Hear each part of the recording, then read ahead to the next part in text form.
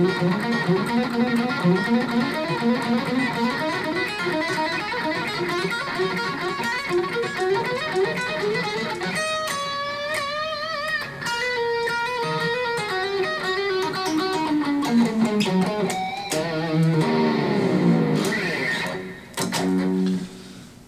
guys, welcome back to my channel again. So today I want to take a topic and kind of elaborate on it, is how to do what you saw the riff right now. I got actually that riff from Van Halen, Eddie, and it was that kind of riff he played on solo for Eruption. So what you're looking at over there, it's a genius invention on his part. He's not really following the pattern of a scale. It's kind of, it is, but it's very much of an improvisation. But between the lethal combination of legatos, hammer-on pull-offs, and muting, and going straight down with the pick, you know, just the way he had a different way of picking too. So I have a different way of picking style, but anyways, before you even get into those hammer-on pull-offs,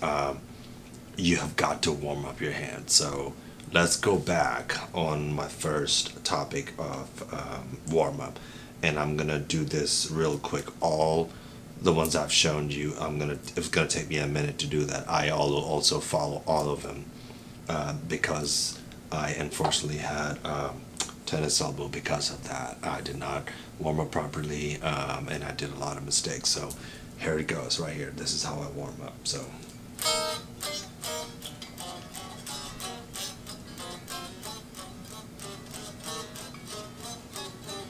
just make sure that your hand is not tense, okay? Your wrist and your forearm needs to be loose, and don't grab the guitar neck like choking on it, okay? While I'm going through the same pattern, okay?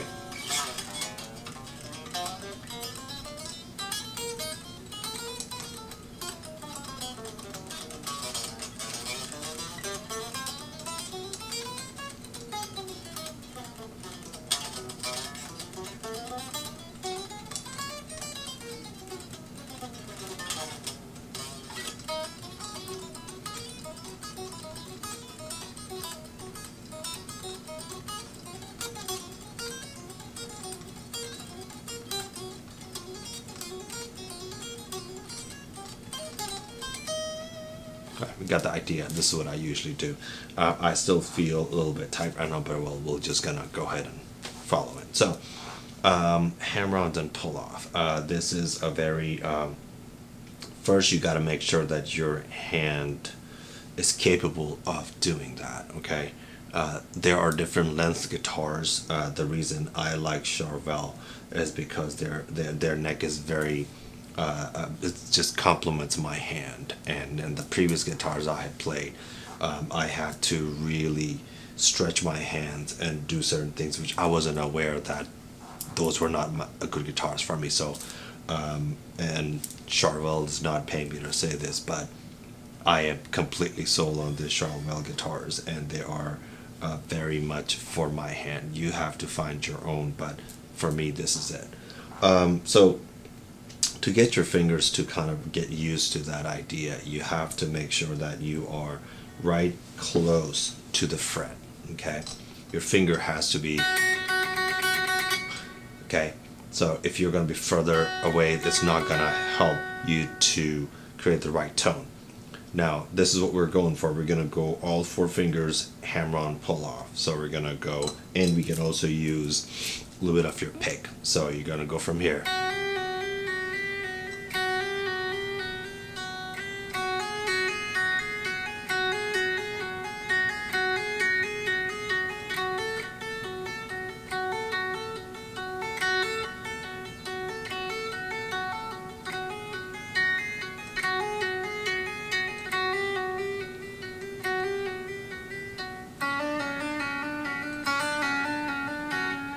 By the way, I'm at, forgot to mention, I'm at a half step down tuning, so it doesn't matter what tuning you're going to be, you're still going to practice the same way.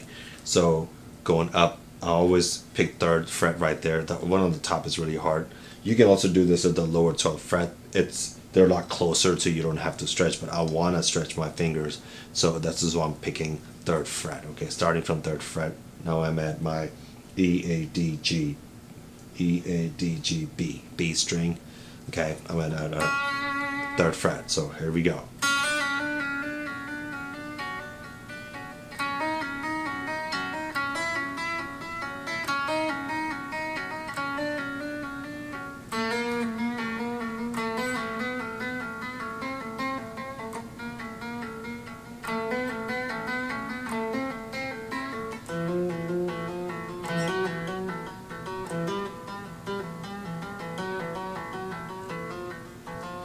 When you get comfortable with it, you can let the finger do its job.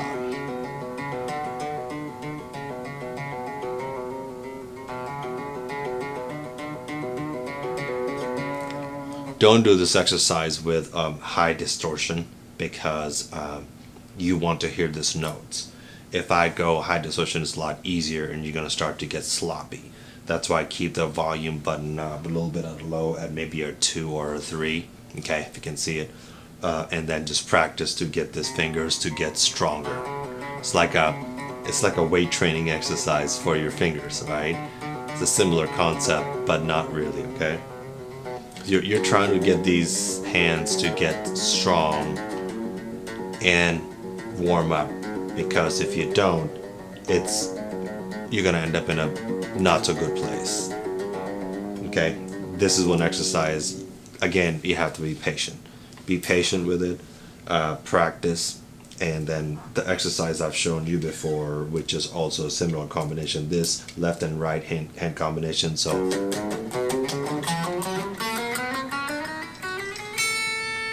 now what you can start doing is first,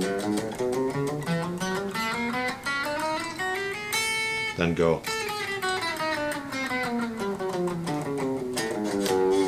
Okay, now what you can switch over to hammer-ons. First pick and then the rest hammer-on. Watch this.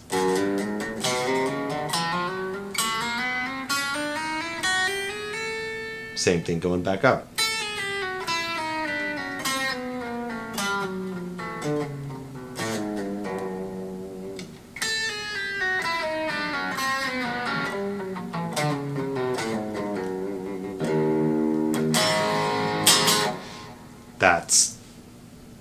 It's really instrumental in getting better at hammer-on pull-offs. Okay, it's very basic, rudimentary, but it's helpful.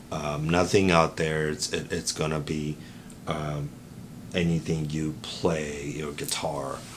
You have to get familiar with first the neck, how to hold the neck. I mean, sometimes people play all the way low, that can also hinder the way you're going this way, because your mechanics from your arms going to your forearm, and I can name you some, I don't want to go into anatomy, but your radius brachialis right here, and then you have triceps, and all these right there are your muscles which are going to start to stress out in such a bad way that you're gonna have trouble. I am speaking from my own personal experience, believe me, take my word.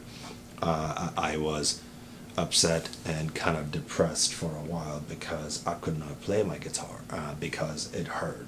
It would literally, so I had to get surgery done and rehab. So anyways, long story short, that's another good one for you to go and do more hammer-on pull-offs.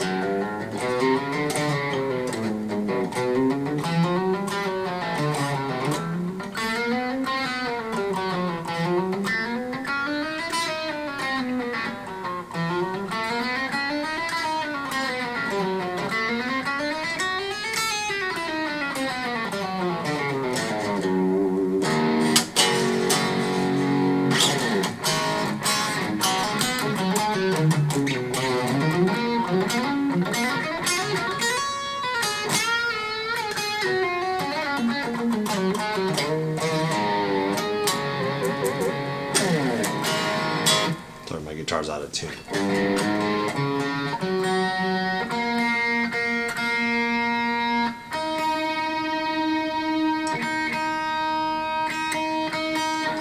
Alright, back to this. Another thing which will also, it's kind of like it's honestly, anybody who is going to tap on the guitar now is gonna be automatically compared with Eddie, okay? I'm a huge Eddie fan, so I have no problem with that.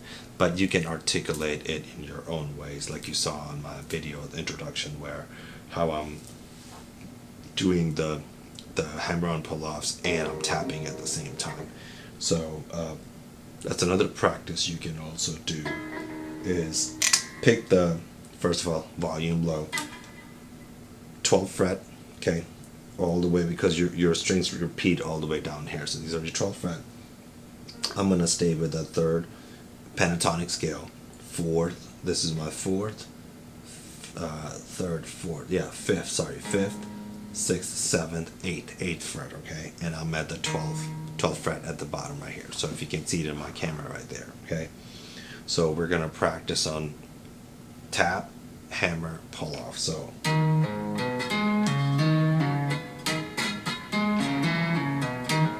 Another thing you have to understand is that you gotta have to have your mute over here. So you have to practice your other strings, or you can also use one of those muting the cell for guitar. Let me see if I can have it. I'll be right back. It's kind of like this. It has a little cushion, like a little dampening thing on there, and you can actually put that on the guitar just like that. It doesn't have to be too tight, just a little snug. Okay. Okay. Now see, now my strings are muted. So just for practice, okay. In life, you can adapt it, or you have to. There are lots of professional players who do that because they want to focus on the neck. Don't worry about as much hair. Either way, whatever works for you, you're still playing guitar. That's the most important thing. So from here, now it's a little bit muted here.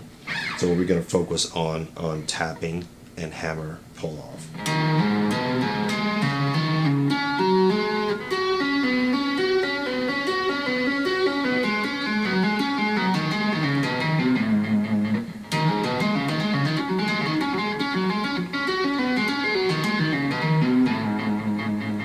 So you have to have the ability of understanding where you're tapping the note.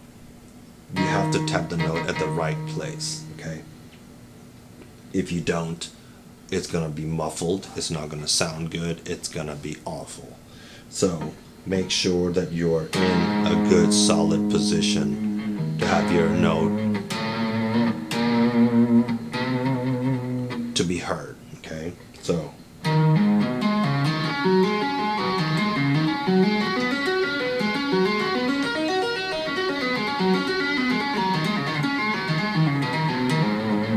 you can have fun with it, just like Eddie. I mean, if you want to learn how to tap, Eddie is like the best example from going. You can sit there and tap all day long, but that requires, again, practice.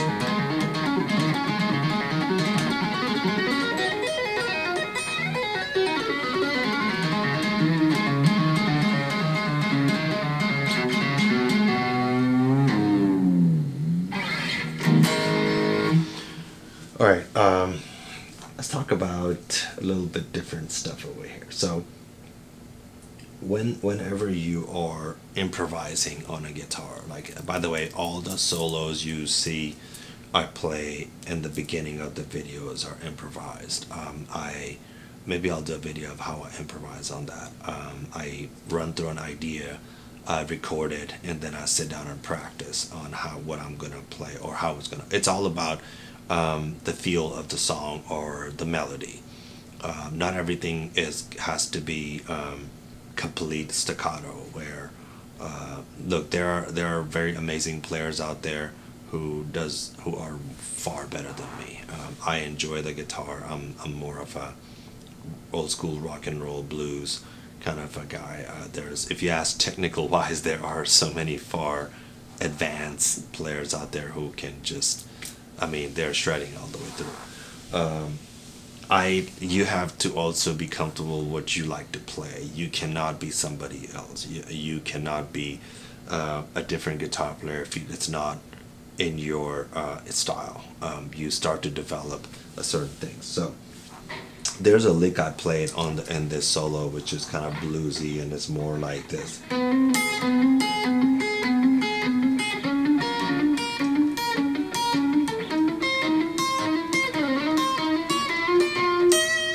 Kind of like a chicken picking country, but this is also a great. This was also used by Slash actually in his solos, and I kind of got it from him. Whenever you listen to any famous guitar players, just kind of listen to what they are articulating and what are the message are they sending you right there.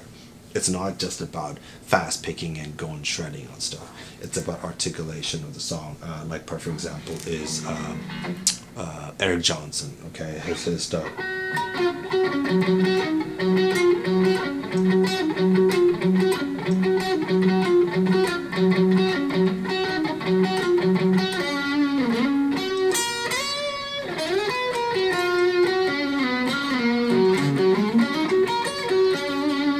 So, I mean,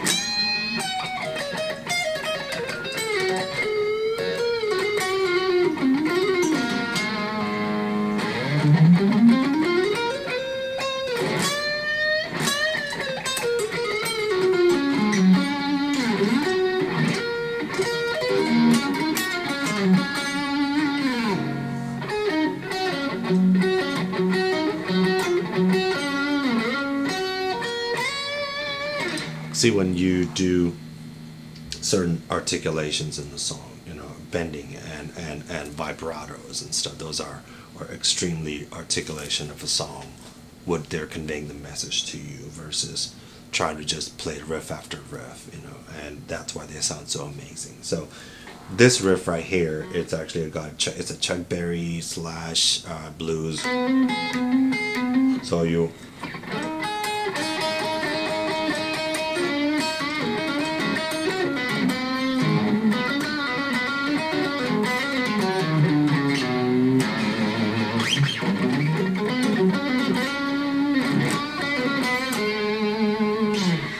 So for that, it's about, you know, knowing where your placement's going to be. So to play that lick right there, I actually do both. I do pick, and I do also use my, what do you call it,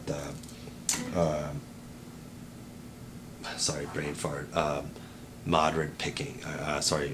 What's the right word I'm looking for?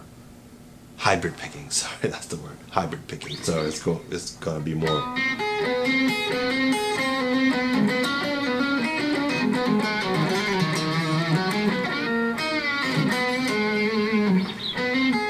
It's a fun lick. So here's what I'm going.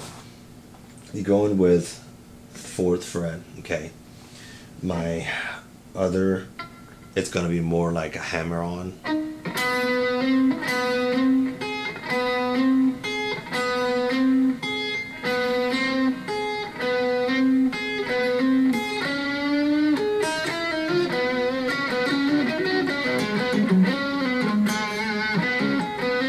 You can also go all the way down the neck, which is pretty amazing and fun, and you can sound like you are playing a little bit of a country blues and stuff. So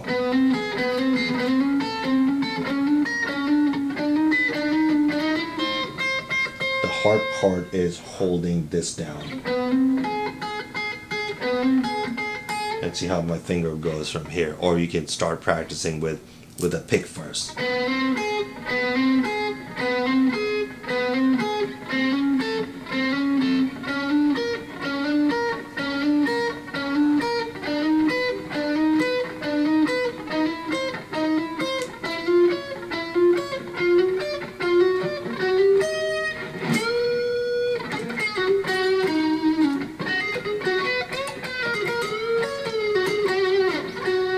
So